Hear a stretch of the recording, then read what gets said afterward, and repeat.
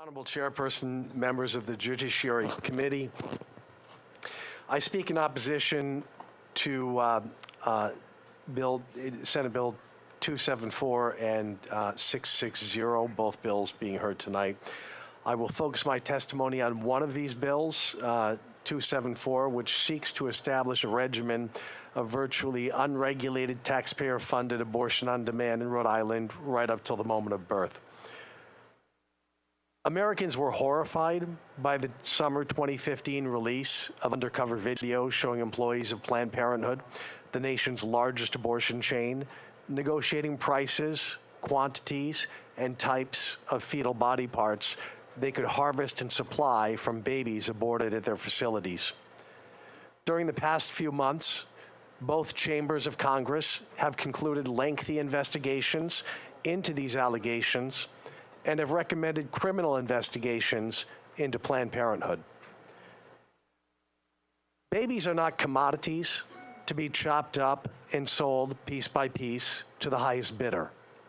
It defies reason and basic human decency that Planned Parenthood and their political allies believe that the abortion license needs to be further liberalized, and indeed are proposing the most extreme abortion bill we have seen in Rhode Island.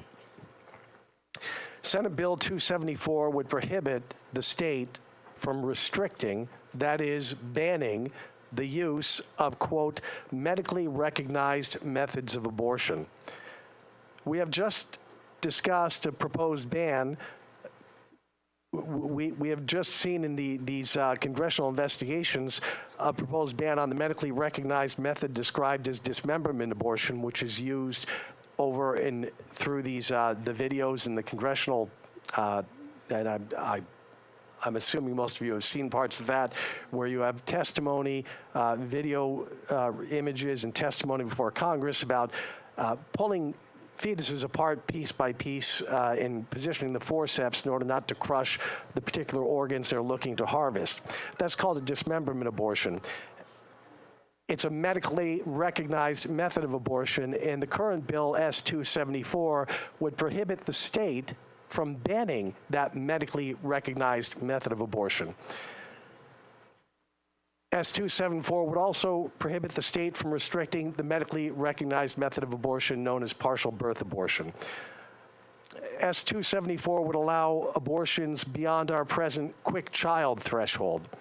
The inadequacy of its proposed definition of fetal viability becomes evident in contrast to our present ban on late-term abortions performed on what is defined as, quote, an unborn child whose heart is beating, who is experiencing electronically measurable brain waves, who is discernibly moving, and who is so far developed and matured as to be capable of surviving the trauma of birth with the aid of usual medical care and facilities available in this state, end quote. That's our present law, Title 11, Chapter 23-5.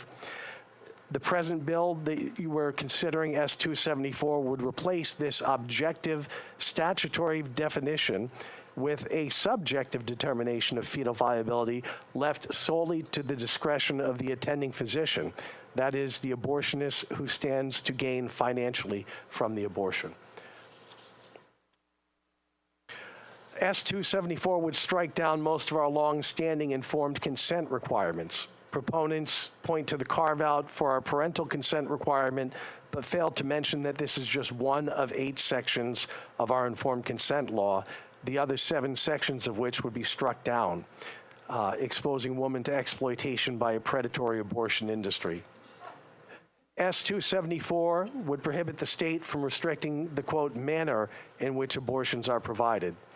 Please understand that each of the hundreds of bills you consider each year to regulate various businesses and professions, whether restaurants, plumbers, veterinarians, physicians, insurance companies, or even hairdressers, accomplish their purpose precisely by restricting the manner in which these goods and services are provided. S-274 proposes to exempt the abortion industry from such restrictions, placing abortionists in a singularly protected class under Rhode Island law, beyond regulatory oversight by the Department of Health and other state and local agencies. Lastly, as explained in the legal analyses submitted to this committee, the language in S-274 that prohibits the state from interfering in a woman's decision would likely be interpreted by the courts so as to repeal and prohibit state restrictions on public funding for abortion and state employee coverage for elective abortion. I'd be happy to address any questions as I'm able.